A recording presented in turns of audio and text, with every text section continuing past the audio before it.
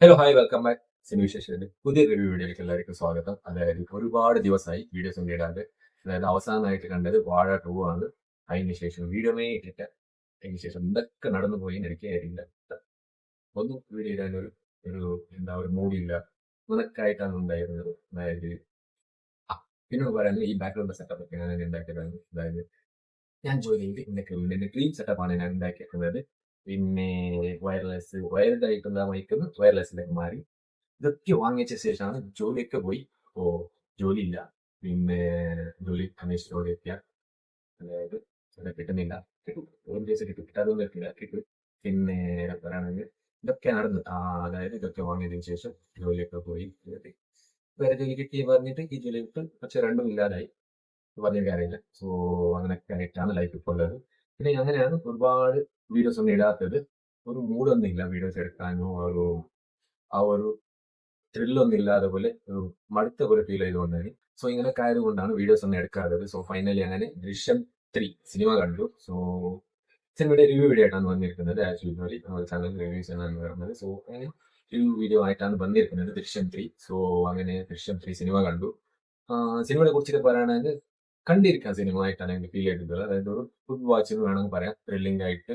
അതായത് ജിത്തു ജോസഫ് സംവിധാനം ചെയ്തത് പുള്ളിയുടെ ആ ഒരു ഡയറക്ടോറിയൽ മൈൻഡ്, പിന്നെ പുള്ളിയുടെ ആ ഒരു ബ്രില്യൻസ്, സ്ക്രിപ്റ്റിംഗിലുള്ള ബ്രില്യൻസ്, ഇതൊക്കെ വെച്ചിട്ട് നോക്കുമ്പോൾ നമുക്കൊരു കണ്ടിരിക്കാൻ പറഞ്ഞിട്ടാണ് എനിക്ക് ഫീൽ ചെയ്തിട്ടുള്ള ഒരു സിനിമയാണ്. അത്യാവശ്യം ക്ലൈമാക്സ് ഒക്കെ അത്യാവശ്യം നന്നായിട്ട് ഒരു ഒരു ബാക്കി ദൃശ്യം 1, 2ന്റെ പോലെ ഒന്നുമല്ല. അതൊക്കെ ബെഞ്ച് മാർക്ക് വെച്ച ഒരു സിനിമയായിട്ടാണ് പറയാനുള്ളത് 1, 2. പിന്നെ ഇത് ഡയറക്ടർ ആസ് യൂഷ്വൽ മുമ്പേ പറഞ്ഞതാണ് സിനിമ ഒരു എമോഷണൽ രീതിയിൽ പോകുന്ന സിനിമയാണ്.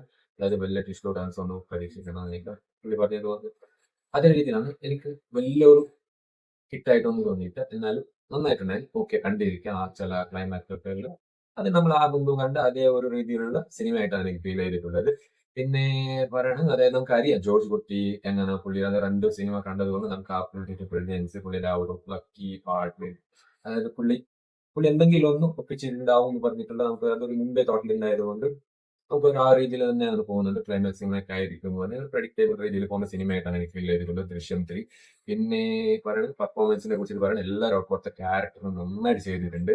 അതായത് ഒരു ബോറടി ഒന്നും അടിക്കാതെ നല്ലതായിട്ട് ഒരു ഗ്രിപ്പിംഗ് ചെയ്തിട്ട് നമുക്ക് ഒരു നല്ല ഒരു കൗതുകത്തോടെ കണ്ടിരിക്കാൻ പറ്റിയ ഒരു സിനിമയായിട്ടാണ് എനിക്ക് ഫീൽ ചെയ്തിട്ടുള്ളത് ദൃശ്യം 3. സ്ക്രീൻ പ്ലേ ആയാലും പിന്നെ ചില സിനിമാറ്റോഗ്രാഫീസ് ഒക്കെ ആയാലും ഇതൊക്കെ നന്നായിട്ടുണ്ടെങ്കിൽ പിന്നെ മ്യൂസിക് ബാക്ക്ഗ്രൗണ്ട് സ്കോർസ് ഒക്കെ ആയാലും ഇതൊക്കെ അടിപൊളിയായിട്ടുണ്ടെങ്കിൽ പിന്നെ ഓവറോൾ പറയുകയാണെങ്കിൽ അതായത് നമുക്ക് അതായത് മുമ്പ് കണ്ട ദൃശ്യം 1, 2 വെച്ചിട്ട് ഈ സിനിമ കമ്പയർ ചെയ്യാൻ പറ്റില്ല. അതായത് ഇതൊരു വേറെ രീതിയിൽ പോകുന്ന സിനിമ തന്നെയാണ്.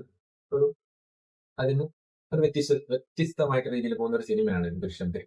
പിന്നെ പറയുകയാണെങ്കിൽ 1, 2 തന്നെയാണ് ഒരു ബെഞ്ച് മാർക്ക് വേണം പറയാൻ. മെയിൻലി 1 അതൊരു അതിനെക്കുറിച്ച് ഒന്നും പറയാനില്ല. കിടിലൻ സിനിമയാണ് 1. പിന്നെ 2 അതിന് അത്യാവശ്യം കിടിലനായിട്ട് എടുത്ത് വെച്ച ഒരു സെക്കൻഡ് ക്ലൈമാക്സ് പാർട്ടിലൊക്കെ ആയിട്ട് പോകുന്ന കിടിലൻ സിനിമയായിരുന്നു സെക്കൻഡ് കൂടി ദൃശ്യം 2 കൂടി.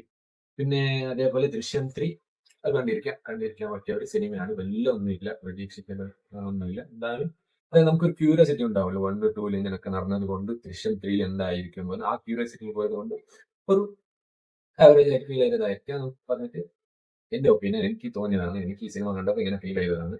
പിന്നെ ചിലപ്പോൾ ദൃശ്യം 4 ഉണ്ടാവും തോന്നുന്നുണ്ട്. അറിയില്ല കറക്റ്റായിട്ട്. പിന്നെ പറയുകയാണെങ്കിൽ ഓവറോൾ അതായത് ഫസ്റ്റ് ഹാഫിനെ കുറിച്ചിട്ട് പറയുകയാണെങ്കിൽ ഒരു നല്ലതായിട്ട് എൻഗേജിംഗ് ആയിട്ട് പോകുന്നു. സെയിം വേയിൽ സെക്കൻഡ് ഹാഫ് കൂടി പോകുന്നു. പിന്നെ ക്ലൈമാക്സ് അത്യാവശ്യമൊക്കെ ആയിട്ട് നന്നായിട്ട് പോകുന്നു. ഓവറോൾ കണ്ടപ്പോൾ നല്ല സിനിമ. ഫുഡ് വാച്ച് എൻഗേജിംഗ് ആയി ത്രില്ല് ചെയ്തിട്ട് പോകുന്ന ഒരു സിനിമയാണ് ദൃശ്യം 3. സോ സിനിമ കാണാത്തവരൊന്നും പോയിട്ട് കണ്ടോളി. അതായത് ഒരു നല്ല സിനിമ എന്ന് പറയാനുള്ളത്. സോ ചാനൽ സബ്സ്ക്രൈബ് ചെയ്തിട്ട് സൈഡിലുള്ള ബെൽ ബട്ടൺ പ്രസ് ആക്കി പിന്നെ അടുത്ത വീഡിയോയിൽ കിട്ടാം. ബൈ.